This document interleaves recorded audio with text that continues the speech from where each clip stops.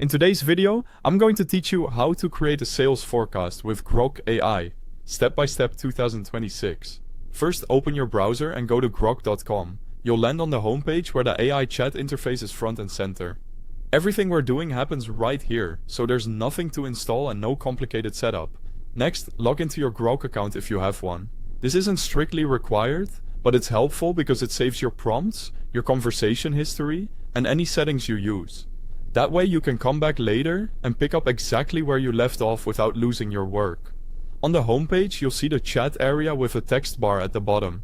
This is where you'll talk to Grok AI. Think of it as your workspace for planning, drafting, and refining your forecast. If the interface looks a little different on your screen, don't worry, the layout can update from time to time, but the chat bar and main canvas work the same way. Just below the chat bar, you may see an option called Deep Search.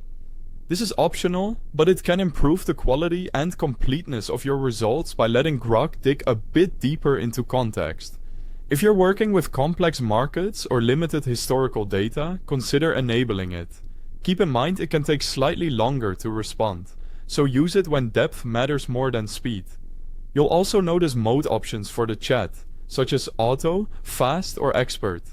Auto balances speed and depth, Fast prioritizes quick drafts, and Expert focuses on thorough, methodical reasoning. For a reliable sales forecast, Expert is a strong choice, while Fast is great for quick passes or early brainstorming. You can switch modes at any time to match your needs.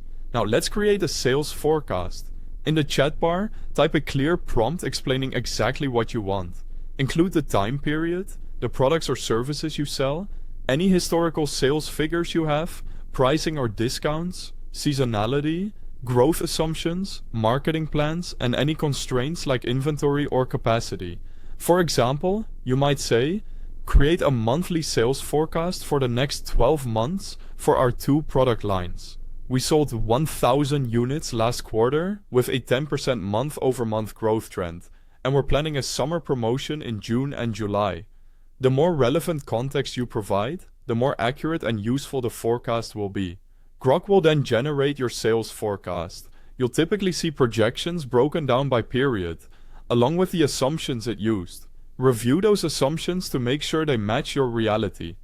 If anything looks off, refine your prompt by clarifying details or asking Grok to adjust growth rates, seasonality, or pricing. Once it aligns with your expectations, you've got a solid forecast you can reference and build on any time.